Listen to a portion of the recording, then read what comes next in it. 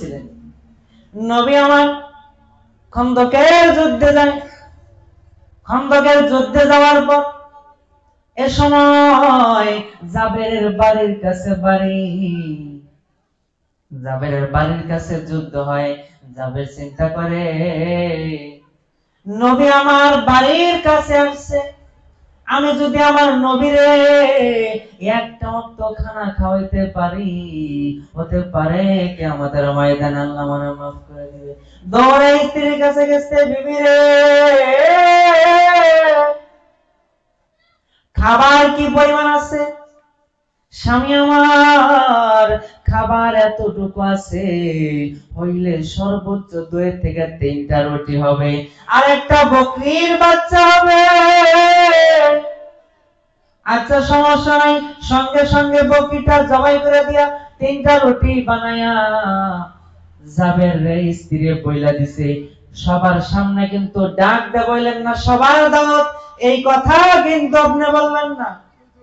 আমার নবীর কাছে যায় বলবেন, ইয়া রাসূলুল্লাহ, ইয়া হাবিবাল্লাহ, আমার বাড়িতে আপনার দাওয়াত, একটু মেহমানদারির ব্যবস্থা। খারাপ লাগে?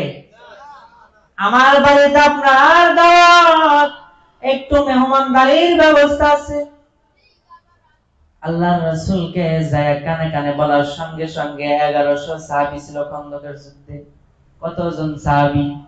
একটু জোরে বলেন, কতজন সাহাবী? আল্লাহর রাসূলের কাছে বলা মাত্রই সাহাবী যখন আল্লাহর রাসূলের কাছে খবর পৌঁছাইছে, আমার বাড়িতে আপনার জন্য একটু দাওয়াত, সর্বোচ্চ হইলে 3টা রুটি হবে, একটু গোশত হবে। নবী আমার কথা শোনার সঙ্গে সঙ্গে বলে, এরে যুদ্ধের সাহাবীরা রে, জাবেরের বাড়িতে দাওয়াত, জাবেরের বাড়িতে দাওয়াত, সকল সাহাবী চলো। দেখা জাবেরের আত্মা শুকিয়ে গেছে। রুটি কয়টা? রুটি কিন্তু 3টা। গোশত কতটুকু? একটা বকরির বাচ্চা, সর্বোচ্চ 1.5 থেকে 2 কেজি গোশত হবে, দুধের বাচ্চা। আল্লাহর রাসূল বলেন, যাবের আগে আগে যাও, আমি এই পিছনে পিছনে, আর সাহাবীরা তোমরা পিছনে পিছনে আসতে থাকো। 1100 সাহাবী সামনে যাবে, মাঝখানে আল্লাহর রাসূল।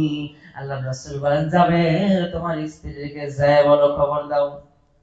স্ত্রীকে যায় ডাক দে, বলে বিবি রে, জানলার পর্দা উঠায় দেখো, আমি আল্লাহর রাসূলকে একা দাওয়াত দিয়েছিলাম, আর তাকায় দেখো 1100 সাহাবী নিয়া হাজির আমার রাসূল। জোরে জোরে কোন আল্লাহু আকবার। 1100 সাহাবী জাবেরের বাড়িতে হাজির। জাবেরের বউ বড় চালাক ছিল। আপনি যায় কি বলছিলেন আল্লাহর রাসূলকে? আমি যা বলছিলাম, আমার বাড়িতে আপনার দাওয়াত, 3টা রুটি হবে, সর্বোচ্চ অল্প একটু গোশত হবে, সর্বোচ্চ 3টা রুটি হবে। আপনি কি এইটুকুই বলছিলেন? হ্যাঁ, আমি এইটুকুই বলছিলাম। দাওয়াতটা দিছে কি এত সাহাবীরা জানাইলো কি? আল্লাহর রাসূল বলছে, সকলে আমার সঙ্গে আসো, জাবেরের বাড়িতে দাওয়াত। কয় যে তা আল্লাহর রাসূল যেহেতু বলছে, মুহাম্মাদুর রাসূলুল্লাহ যেহেতু বলছে, আমার বাড়ির খাবার না যাই হবে না।